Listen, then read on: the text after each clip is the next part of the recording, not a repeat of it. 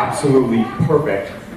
And there's a lot of people that travel here, as you all know, from all parts of the country. Pretty much nobody is local to this location. And that this many people are here is a true testament to the power and just the attractiveness of an open bar. And part of it might be due to the fact that there's two amazing people, like Todd and Gail, coming together. But I'm not sure if it's more open bar or the two of you. but the two of you do have like the most attractive and magnetic personalities that exist. Even if it wasn't your wedding, you two would still be the center of attention, even if it was somebody else's wedding, just because everybody loves you. And that's why everybody's here, you know. Everybody wants to be around you, and everybody just wants to be engaged and interacting with you. It's just a testament to who you guys really are deep down in your hearts. You can't change that, and that's great. So for those of you that don't know me, I am Scott. I'm actually Todd's youngest brother. I'm basically just a younger, taller, stronger, and much better looking version of Todd. We think the same, we talk the same, everything's the same, just version 2.0.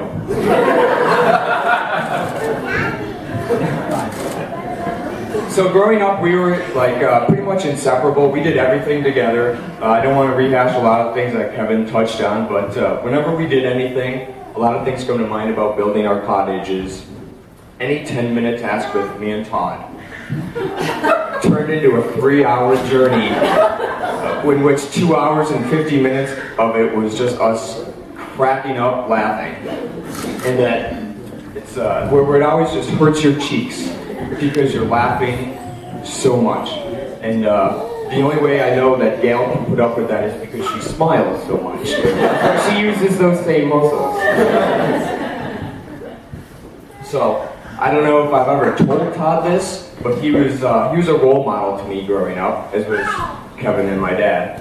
But he was the oldest of us 4 kids, and so I wanted to be like him, not just because he was like the perfect child, especially in my parents' eyes, and I wanted that distinction.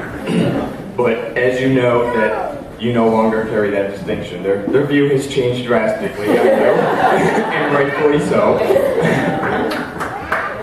But Todd, I tried to be like Todd because he was like the perfect child. He was extremely smart. No matter how much I worked, I couldn't even come close to how smart he was. And I lacked a lot of common sense too, so that hurt me as well. His sense of humor certainly comes to mind, and how witty he is. He's got probably the best sense of humor that I've ever met on anybody. He was always good at sports. He'd always beat me at sports. He no longer can, but as a child, he could. Even goes to how smart he was. He actually he was reading all the time as a kid. And I couldn't read anything that was over 30 pages long where Joe Montana or Jerry Rice wasn't the main character. But he actually read the Bible when he was in elementary school or middle school. And me trying to be like him, I tried to do it myself. I don't think I ever told anybody this. But a couple months later, I stopped because I couldn't do it. But I did make it almost halfway through the book of Genesis. And that's why I never told anybody. But even when Todd entered high school, he had a haircut like he did, and then he actually buzzed his hair. 2 weeks later, I buzzed my hair as well, and I've never looked back. It's been the same for about 20 years. But I also Todd never got into trouble. I don't know what Kevin was talking about, but I always got into trouble.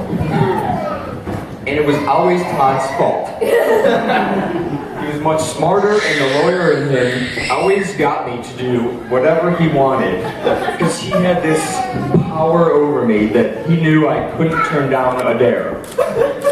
And I did some really stupid things on his dares. I'm not going to go into them. but it started in about second grade, and dealing with girls on the school bus, and it really hasn't stopped. But Todd, you were a role model to me, and you helped mold me into the person I am today. I'm not sure if that's a testament to you or if that's like a repudiation on you, but I'm going to say it's a testament to what you've done in your life. So I'm very thankful for that. I've never said it before, but I'm very thankful for the path you paved. So Todd is a really great guy, and obviously we all know Gail is extremely wonderful, and Todd will be the first one to admit that he is marrying up in this world, as almost all men in this room have.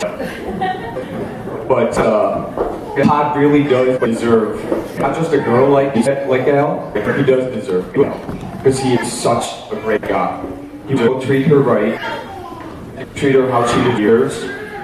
Part of that is because the last 4 years Gail has been training him to do so. But I just want to leave with a couple of rules.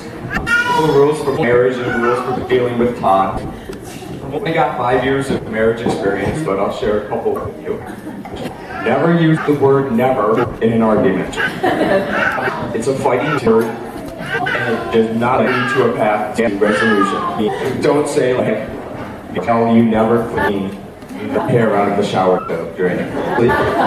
You say it nicely, but you never use the word never. The same goes for the word always. You never use the word always in an argument. Gail, you always put too many pillows on the bed or on the couch. And the last one is, you always have to support each other. These are rules for both of you. Even though you're pretty much perfect, Gail. So I wanted to come up with an example, because this is a really important one, and that I'm still learning. It's came up with an example, like if you guys are out with friends, and if Gail wants to say, Thomas Jefferson was definitely the second president of the U.S. And he was not. But Todd, you know he wasn't. You're married now. Your job is to support her all the time. So you have her back. You say, yes, he was.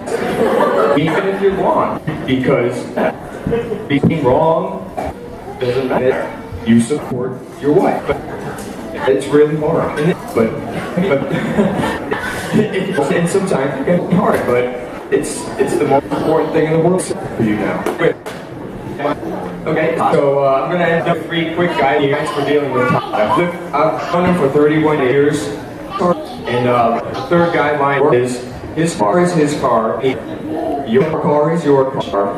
If it needs anything but an oil change, take it to a professional. I don't really want to explain because I've gone on for a while. The second one is to be on time. That is something that was really important to Todd, and I know it's tough, but you have to put forth a little extra effort to be on time. I'm looking out for Todd here. And the last one is to never, it's happened one time before, but you never ever, under any circumstances, let Todd grow another mustache. That's horrible. So I do just want to raise a glass and just Todd and Gail, and for a